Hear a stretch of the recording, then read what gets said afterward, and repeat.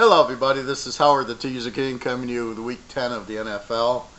I've been red hot the last 4 weeks. In the pros are 33-7, just straight picks, well, teaser picks of course. And these are, a lot of the strong ones are in multiple teasers. Last week's lock, Kansas City was in 2 teasers, Pittsburgh was in a few. So I try to put the better games in multiple teasers. So really you're winning 2 teasers with them. And of course the key is adjusting your bets to the unit. So if I make it a 15-20 unit play, you should bet more on it. Now, I don't know what your units are. If your units are $100, I put out an 11. And I don't know if you're going to bet $1,100 on the game. That depends on your bankroll. But you should bet. What I'm really trying to say is bet more than your 100. If it's 100 a unit, maybe you bet 500 on the 11 unit game, or maybe you bet 500 on the lock. Not necessarily 17 units. That's what I'm playing, but more. It's a stronger play. Put it in 2 teasers. Play a 14 teaser with it, because I'm trying to say to bet more and in multiple teasers, because that's really the key to the teaser. It's when you find the game, you want it in multiple. If it's a good game, like last week, Kansas City -2 to Cleveland, that was my lock. If it's such a good bet, then why don't you play it in more than 1 teaser, or you play that teaser really big, bet a lot more on it, because that's going to win. We're very sure on that game. So that's kind of a lot of the teaser strategy that you want to use. My stats are really good this year. Sometimes the trends work really, really well, which is what's happening now. Sometimes they're not as good, or they break, or they switch. And that's what I'm trying to watch, is when they switch. You bet on a team, and they keep winning, and they keep winning, and all of a sudden they start losing, and they go from 10-0 to now they're 10-1, now they're 10-2, now they're 10-3. Now you get off of them. That's the sign you get off of them. I do believe in streaks. I do believe that's how you gamble. If you're hitting, you keep hitting. If you're betting on a team A, if I'm betting on Chicago every week, I'm going to keep betting on Chicago. And if Chicago is winning as the home favorite, and they're 9-0 as a home favorite, I'm going to keep betting them. Then they go to 9-2, and they were 9-0. Now I'm getting off of them, even though that's still a good percent. I'm still worried about the trend changing. So I want to get off of that trend changing as quick as I can, so I don't lose any. You want to just keep going with it. So anyway, so this week there's so many good games. 1, 2, 3, 4, 5, 6, 7. 7 strong games, 2 over-unders. There's 2 games that I really like. If I get if a spread moves in my favor, then I'll really like it. So right now, it's hard in the pros. For example, like Kansas City, they're laying 16.5. The teaser, you're laying 10.5. It's just hard to lay 10.5 in a teaser in the pros. Now I know Kansas City, they'll probably blow out Arizona, but it is a hard line, and you still got to pay attention to the lines. That's really the key to it, right? If Kansas City is 7 over Arizona, we tease it to 1, it's a lock. If it's 12 and we can get it to 6, that's a real strong play. Because remember the mentality in the pros. They kick field goals. They don't necessarily go for it on 4th down the way they do in college. They kind of just play the game. Up 4th and 2, we kick a field goal. Up, and they just want to win. They're not trying to impress the polls. They're not trying to run it up so they can make the playoff. They're just trying to get the win. So if KC's up 10, there's no incentive for them to score anymore. They'll run the ball. Or if they're up 17 and Arizona gets a late touchdown and it's 10, KC doesn't. There's no incentive for them to run it up and score. That's why it's harder in the pros. In college, I can lay 22 with a good team, and like last week, one of my locks was Utah State laying 18 down to 12. I'm laying 12 to Hawaii, and they win 59-14. No, they'll score 50 points because they just keep going. That's what you get in college. In the pros, the only way you get that is a couple of turnovers, pick sixes, like the Bears in Buffalo, right? The Bears put up 41. They had 2 pick sixes and another like block punt or a fumble, which led to another idiot touchdown. Then they had a few touchdowns. So I mean, it wasn't like the offense scored 41. They got 2 or 3 turnovers. And that's really how you get an over, and that's how you get a big number. So will KC kill them? I don't know. It's looks that way, but it's a hard point spread, and that's what I'm saying. So if the point spread drops a little bit, I can get it under 10. That might be more attractive than over 10 in the pros. So I'm waiting on 2 or 3 games. Hopefully the line drops a little bit more. And the key with teasers, so we're looking at it. I'm looking at, can a 10 go to an 8 or an 8.5? If it's an 8.5, now I can bet the game. At 10, I got to lay 4 or 3.5. I don't love the game as much, but if I can get it under, if I can get it 8.5, 3. But the way the regular bettor is betting it, he's looking at it's over a touchdown. He'll take the 9 and knock it down to 8.5. So wow, I get 9 points. That's more than a touchdown. But in teaser world, we're just looking at get it to 8.5. We can go to 2.5 if we like the favorite. If we like the dog, we take the 15. So there's a big thing when you see lines moving. That's what's happening. And I don't understand Vegas anymore. Like Tuesday, I had Buffalo over Kent State. The line's 20. I'm like, oh, that's fine, they'll kill them. All of a sudden, the line drops to 17. And I'm like, okay, you had that much money go on Kent State against Buffalo? Really? And I thought it was a really strange move. And I can't imagine anybody would bet so much money on Kent State against Buffalo. Buffalo's a very strong team. They blow out Rutgers. They blow out half the MAC. I mean, this is a real strong team. Good offense, good defense. Who the hell would be betting against it at a 20? Now I know it was kind of windy in Buffalo. Supposedly, the Buffalo ran it down their throat and they basically put up 45 points. Didn't have a problem with it. So that's what I mean by it. It's like, really, it moved. There was that much money on Kent State to move the line through. See, I don't buy that. I think Vegas is screwing around incorrectly. I think what they're doing is they're saying, okay, here we are. We're going to move the line not based on the money movement. We're just what we think should happen. And they're not balancing their books. The money should have dictated the line maybe going to 19, but you're not getting that much money on Kent State to lower it all the way down 3 points. I mean, that'd be millions and millions of dollars to move the line 3 points. And it's so funny is it's at every casino, which really makes your head spin because you're going, okay, so some guy went to MGM, he went to Caesars, he went to Venetian, he went to Wynn, and everywhere there's this huge money going on Kent State, which would make no sense because you got to be out of your mind to bet on Kent State to bet that much money on a Kent State when Buffalo was the clear choice. So I don't know what they're doing with the lines. Something's wrong. It doesn't make sense. I told one of my friends, I said, if Vegas is so smart, and here they went from 20 down to 17, and I'm like, if Vegas is so smart, what the hell's going? Why the line dropped and that Buffalo won by 35 points? So that doesn't make sense because Vegas is so smart, knows everything, and the over dropped like 6 points, and then it went over.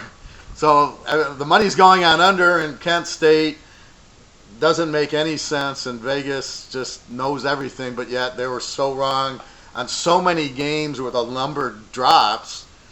and it loses. So I don't know what it's. Something funny is really going on with the lines. I advise you to put in your own line, put in your own game. This is what I do. I look at a game and I go, who do I like? Oh, I like the dog. And I put in my own spread, what the spread should be. And then I watch it, and when it gets ridiculous, I sit there and either get on it or stay away from it. I notice a lot of the games, like this week, Oklahoma State's like a 79. It's almost like they don't want action on the game. They make the spread so high, and they're missing the point. They're supposed to be a bookie. So they're supposed to want even betting on both sides, which they're not getting when you make the spread. First of all, the spread's Oklahoma 20 over Oklahoma State. And this is my point. That spread should be maybe 10 to 14. It's an awfully high spread. You don't want any Oklahoma money is what you're telling me. Because Oklahoma State's a good team with a good offense.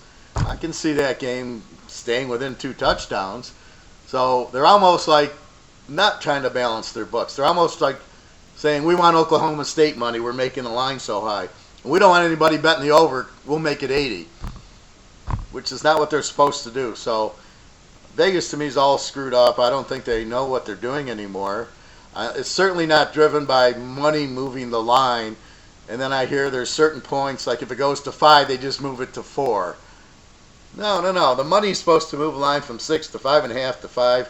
That's how it moves. It's like a stock. A stock doesn't go from $18 to $18.50. It goes $18.5, $18.10, 18, and it trickles up. It doesn't just go 18, 19, 20. So I don't know what these lines are doing. Anyway, just want to get that off my chest. Big lot going in the pros. Let's give you a game. I'm going to give you New Orleans laying 4.5, 5 points, over under a 54. Who do you like? Is New Orleans that strong on the road? They just played a big game with the Rams. Are they going to be flat? Cincinnati, A.J. Green's out. Okay, that hurts the over a little bit. The Rams certainly score a lot. How does Cincinnati do? Well, let's go into the numbers. 2018, New Orleans, 2-0 as a road favorite, 7-1 overall, and 3-5 against. So New Orleans has been a hot team. They just beat the Rams. Cincinnati, 1-0 as a home dog, 5-3 as a, if you go with them, 6-2 against. Cincinnati is a weird team. They're a lousy home favorite. They're a good home dog. So it's weird how they're good as a dog, but they're terrible as a favorite. Let's go to 17 and 18. New Orleans, 5-1 as a road favorite, 22 and 4, 85% overall. That to me is just incredible. I mean, they're 6-1 as a road dog, so basically they're 11-2 on the road. They're 10-1 as a home favorite. I mean, they're just, see, once you get a running game and they're balanced now, their defense is okay. It's not like great defense, but it's good defense. So it goes to a lot of overs, but it goes to a lot of wins because they can run the ball and run the clock and rest their defense, and that's basically what they're doing. Cincinnati, 3-0 as a home dog, 14-10 overall if you played them in a teaser, 1-2 against as a home dog, 18-6 against, 75%. But here's the funny part. If you bet against them as a home favorite, you're 8-1. So when they're a home favorite, you bet the dog, you're 8-1, but they're 3-0 as the home dog. So again, it's a strange thing, Cincinnati. Apparently when they're the underdog at home, they get pissed off, and when they're favorite, they don't play very well. Let's go to 2016. New Orleans, road favorite, still 6-1. I think they were 6-1. They were 5-1, so they picked up a game, 6-1. 13-1 as a road dog, 19-2 on the road, so they don't have a problem. 36-6, 86%. Bet against them as a road favorite. Now here's the really impressive number, 2-5, which means New Orleans goes on the road, wins the game. Cincinnati, 7-7 as a home favorite, 5-0 as a home dog at home. 26-14 overall, they're terrible. Bet against is a home favorite. Again, it's funny, 11-3. Bet against is a home dog, 2-3. So of the 5 times they've been a dog at home, they've covered all 5, meaning that 3 of them they win straight out, and 2 of them they win, but they lose by a field goal or whatever. And they're 30-10 against, 75%. We'll go back one more year to 2015. The New Orleans 6-2 as a road favorite, 17-4 as a road dog, 45-13, 78%. 3-5 against as a road favorite. Cincinnati 6-0 as a home dog, 3-3 bet against. So again, they're this good home dog. New Orleans is wonderful on the road. What do you do with this game? Well, let's go inside the numbers a little bit more. Who am I looking at? New Orleans. They score 35 a game, give up 27. It's a +8. You got Drew Brees. They pass for 300 yards a game. They run 112, 410. They're going to score points. How's Cincinnati? What's their defense look like? Now here's the key to the bet. They score 28 a game. They give up 30. Cincinnati has a weak defense. We love weak defenses when we got a Drew Brees and A-Rod Rodgers, Tommy Brady, Matt Ryan, all these good quarterbacks, even in college. The defense can't stop anybody. They throw for 270 a game. They only run for 92, and they only put up 360 yards a game. Now, that can be misleading. You get a block punt, touchdown. You get a lead. You get a pick 6. You get a fumble recovery, and you get the lead. All of a sudden, you're just running into the line. You're just running the clock. You're not trying to get yards. And vice versa. When you're down 20-7, what are you doing? You're throwing the ball, getting yards, but you're not getting points. So this is why it's kind of deceiving just to look at yards, but I think very important to look at points, because that's getting into the end zone and stopping. Let's look at the quarterbacks. New Orleans, Drew Brees, 76%. Unbelievable. 76.3%. 292 yards a game. 18 touchdowns, 1 interception. Unfreaking believable. Let's look at Andy Dalton. 63%, not bad. 262 a game, 17 touchdowns. Here's his problem, 8 interceptions. Way too many for a star quarterback. And this is why he's not a top quarterback, but a second level. It's too many interceptions. Other than that, he's not bad. Any running? Let's see. New Orleans. Kamara. He's got 490 yards, 61 yards a game. He's got 9 touchdowns. He's your scorer. Let's look what Cincinnati has, if they have anybody. See, Cincinnati's got problems. Their problem is they can't run the ball. I don't see Cincinnati. Joe Mixon, 6 games. He gets 500 yards. He's got 84 yards a game. 4 touchdowns. So they do have Mixon versus Kamara. And what I'm looking at is rushing yards per game. I don't care about total yards. Now, Todd Gurley has 868 and 96. He's the top. But I really care about yards a game because you kind of get a better feel.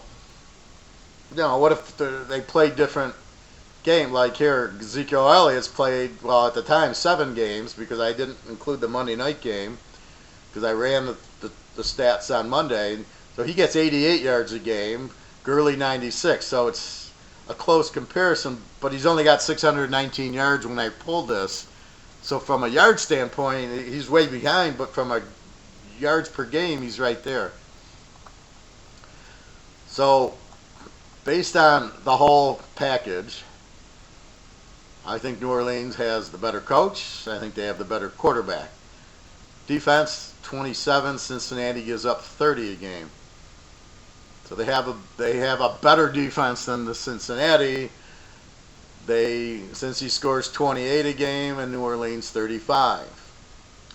So with all that said, the over-under is 54. Now, it's going to be a little cool in Cincinnati, but I don't think that. I think it's just really the wind. And when I watch old football, the thing I notice is the ice. The Ice Bowl, the Steeler-Raider playoff game in Pittsburgh in 74, 75, it's all icy. That's when you really can't do anything. Or if you have a real strong wind, then you got to run the ball. Outside of that, cold's okay. They can handle 30, 40 degrees. They can't handle 10, and below 10, you're going to have problems. So I don't think the weather's should be that big of a factor on Sunday. Not yet. And I'm really curious to see how Mahomes does when he starts playing the cold games. When it's December and they go to Green Bay or Minnesota or New York. Some of these places where it gets pretty cold. I'm curious to see how Mahomes plays versus the warmer weather. So that'll be interesting. So New Orleans -4, 4.5. Technically, in the trends, they're 85%. They're a strong road favorite. They're a bad bet against road favorite. You don't want to bet against them. Cincinnati, basically just, they're just kind of have a weak defense. And I love teams with weak defenses because it really makes for, you can't stop them. How are they going to stop Breeze? The only way is really put pressure on them, but I don't see them doing that. They don't seem to be that type of a team. They have a terrible defense. All right, let's look at the standings. New Orleans 7-1. Pretty high scoring team. Do they need the game? Yes. The Rams are 8-1. So they definitely are trying to keep pace with the Rams, and they beat them. So if they go to 8-1, if they end up with if they both go 15-1, New Orleans gets the 1 seed. So they can't afford to lose. Nobody else. The only one with 2 losses is Carolina, which is going on now against Pittsburgh and they're getting their ass beat. So with that said, they have to keep pace with Carolina and the Rams. They have to win the game. Cincinnati 5-3. Pittsburgh 5-2-1. So Cincinnati needs it in the division. Outside of that, KC's got 1 loss. New England's got 2 losses. Pitt's got 2 losses. So they need the game from that standpoint also. So it's not a clear cut. It's not like it's Cleveland or Buffalo where they're done, they're toast, and it's not like they need the game. So from that standpoint, my pick is taking New Orleans, and you could take the game over, which I think is no problem. 48, I think that's a winner. I like New Orleans plus the 1.5. My only concern a little is, will they have a letdown playing the Rams last week? It's just tough. Look at Green Bay. They played the Rams, played them really tough, and then they had to go to New England, and they were pretty flat last. I thought they were very flat, only scoring 17 on a New England defense that's not a vintage New England defense. So that's the only concern I have is New Orleans. That's the only reason I'm not locking this game is they played the Rams. Cincinnati's a good home dog. I think this game will be close. I think this game's like 30-24, 30-27 New Orleans. I think Cincinnati puts up a little bit of a battle. I think they'll keep it fairly close. And maybe I would say definitely within 10, probably within 7. I don't see New Orleans doing what they did to the Giants and blowing them out by 20 points. That would surprise me here. Just Cincinnati's track record as a home dog. But again, with A.J. Green out, it wouldn't surprise me if New Orleans does beat them by like 10 to 14 points, I would think. Because A.J. Green's out, they can key on the other players. They can pressure Dalton. They can key on Mixon, and they don't have to worry about double teaming A.J. Green. So because of A.J. Green out, I like New Orleans plus the 1.5. I'd say pretty strong, about 9 units. Um, I think Cincinnati's not that bad of a team, but I just don't trust Andy Dalton here. And I do trust Drew Brees. I think Drew Brees would win the game. So I think it's about a 7 to 10 point, something like 30 to 20, 30 to 24, somewhere in there. New Orleans should win it without too much of a, it'll be a close score, but I think New Orleans will be in control of it. And again, without A.J. Green, I think that's the key guy to bother a defense. And with him out, I just think New Orleans is just too much here. So take New Orleans. You get 1.5, 1 point, wherever that line is. The other thing is shop the lines. There's multiple games where the spreads are 9, 10, 11 points. If they can drop and you can get them under 3, then it's a good play. Get it to 8.5. You start seeing, and this is why I wait. This is why I post the game Saturday night or Sunday morning. And when you buy from me, you're getting the whole week. You're getting Tuesday to Monday. So here's this line, here's the line, here's the line. It's 10, it's 9.5. Now all of a sudden, Saturday night, it starts going and it drops to 8.5. That's when I bet it. That's when I post it. So I'm kind of like watching the stock market, right? The stock drops to a price, I'm buying and then letting it go back up. So that's what you're doing here. You're looking for a number. So I'm being patient on some of these games that I'm hoping drop under 10, under 9, where I can get them at 8.5. As I've mentioned, the KC game, it's just so many. I just can't. I can bet KC very small, and they probably will win by 30 points because Arizona is terrible. But it's still pro football, and it's very hard to, lay over 10 in a pro football game. And this is why I say my lock and my strong plays are based on the point spread. Last week I locked KC because they were 8 over Cleveland down to 2. I had less than a field goal with KC. There's no way they were not winning the game by at least 3 points. Had the spread been 16, I wouldn't have touched KC against Cleveland. Now, they won by, I think, 16 or 17, but I never would have touched it had I had to lay 10 points. Had I had to lay 8 points, I might have bet it very, very small. But that's where the line is, and that's my whole point and agenda is when that line moves down, and it gives me a huge advantage. Had it, under 3 in a KC Cleveland game is a lock. Had it been under 7, it would have been a strong play. Under 10, I would have bet it very small, even though they win by 17. You just can't. You can in the pros. It's very difficult to lay more than 10. You can do it, but you can't bet a lot of money laying 10. Even though here KC's at home, should beat them, but I just don't like that. I can't lay that many points. And again, you got to bet before the game. Now, after the score is 41-0 Kansas City, and everybody can say, well, I had KC, the 16, who cares? Yeah, I mean, we'll see what happens. And KC should win by 30, but it's just very hard to lay the 10. Here's where, if you got a 10-point card, right, and I can knock it to 6.5, I would put it on the 10-point card. Here's when people ask me, should I play a 10-point teaser? Here's where you should play a 10-point teaser, getting KC under the 7. Now, the question is, the people doing the 10-point teaser are going to make KC 7.5. They're not going to make them 6.5. And that's my problem with these the teaser cards in Vegas. You'll see a line, they don't move it. It's supposed to move 10, it moves like 8. It's supposed to go down, from 10 is from, I don't know, a certain number to like 2 or 1, and it goes to 3.5. And it's like, what are you doing? It's supposed to be 1, not 3.5. So they don't adjust it. And I know the over and unders on these cards only go 6 points, even though they're 10-point cards. if you look at them, they only move 6.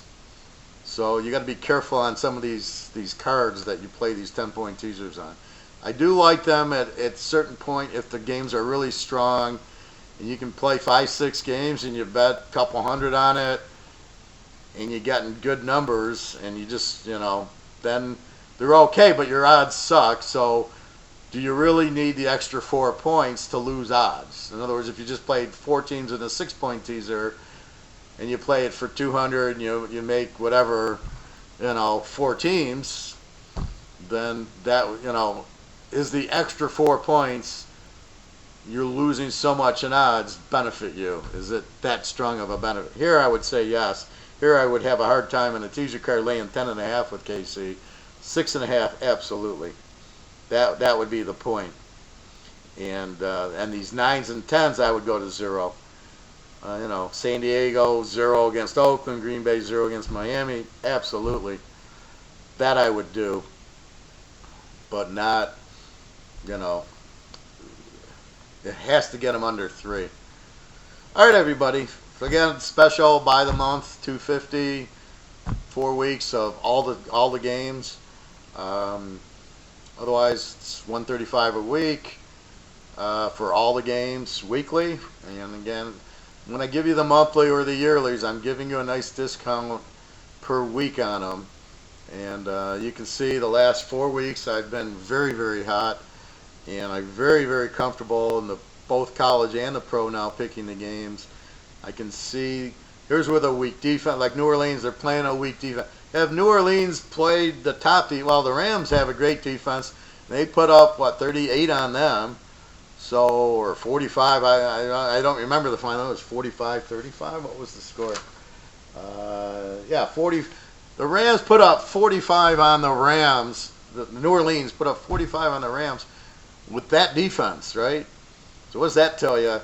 They should be putting up at least in the 40s here against Cincinnati, weather permitting. So anyway, www.teaserking.com.